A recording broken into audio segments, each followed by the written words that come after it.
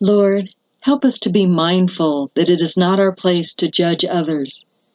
Please fill us with the grace to be loving, kind, and prayerful towards one another. Amen. Mother Clare began. Beloved Lord, thank you for not rejecting me and my weaknesses. Yes, I see. How can I judge another when my sins are running out of me like sand? Good point, my bride. I am thankful that you recognize your own shortcomings in this. There is conviction there, yet it is not being followed. In time it will sink in and connect. But mostly it is very good that you see yourself rightly and not judge. I know you were let down, but you are handling it well. Perhaps another time this could be brought up.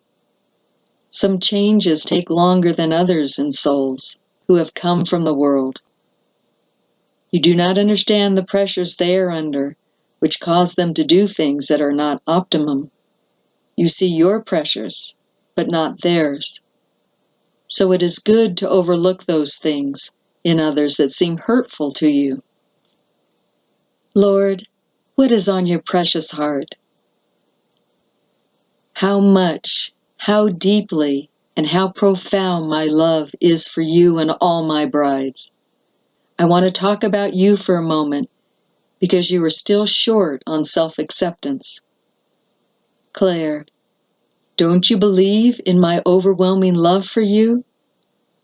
I have seen where you have come from. I have seen the circumstances of your childhood and early years, and I have much sympathy for you in my heart, because I always see the enemy driving you like a slave driver. He is constantly whipping you with your faults, real or perceived. I hate this. I hate that you must look continually into the mirror of your past and find degradation there.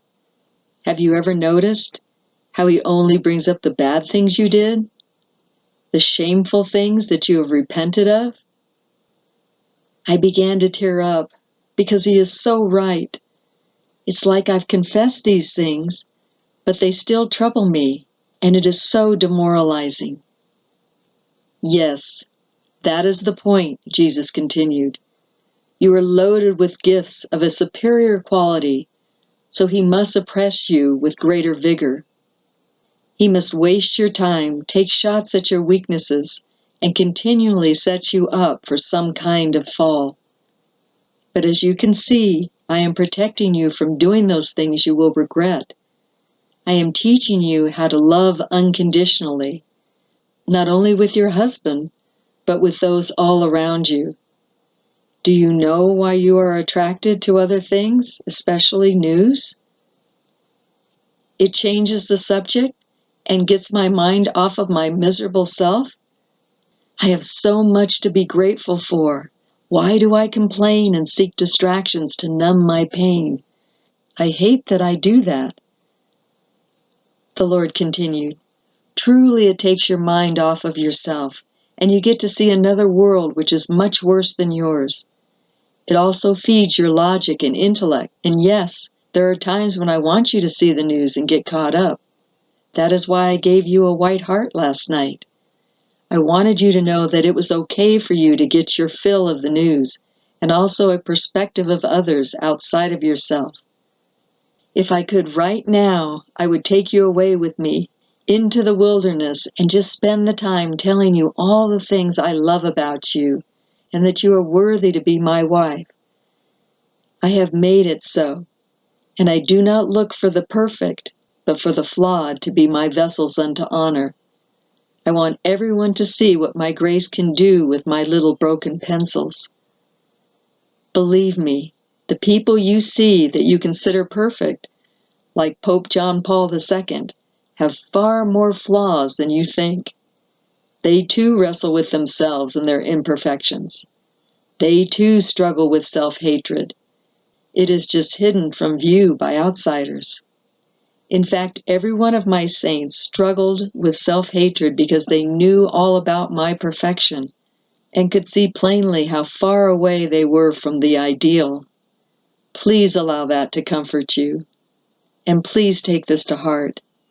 I do not look for the perfect and accomplished. I look for the broken and useless, disheartened ones. This again is because I want my mercy to be glorified. It is a truth that I don't look for the gifts of those I choose. I look at their hearts, because I can pour all the necessary gifts into them. I only need a heart that longs to be perfect towards me, a heart that sees its flaws and mourns over their inadequacies, hoping against hope that someday I will finish the work I've begun in them. They have filled 50-pound burlap bags with their faults and left them there on the loading dock to eternity, hoping against hope that I will complete what I have begun in them. So I am coming to you on bended knee. My precious brides, believe in my love for you, that you are unique and beautiful in ways that are different from all others. You were created unique and individual, and I adore what you have done and dream to do with your gifts. I love the way you see things, your own very unique perspective.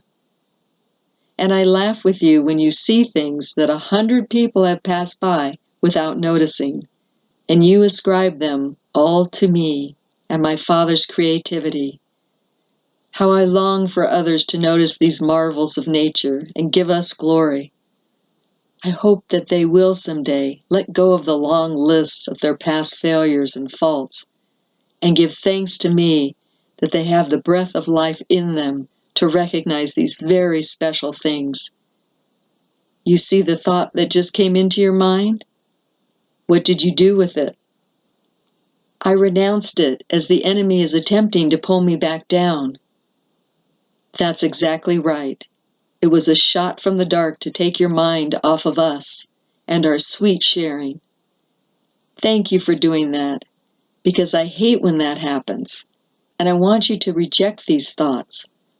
Sweet spouses of my heart, come here. Enter into the womb of my love for you, and be recreated in my perfected image of you. Seriously, I long for you to flee the insinuations of the world and only concentrate on this love we share. Please dive in, go deep, and don't come up for air. I will supply all. Stay in this womb of love and operate from it. How gloriously you will manifest my love for all humanity, even the most lowly and desperate. Come, my brides, stay here. You need me, and I need you.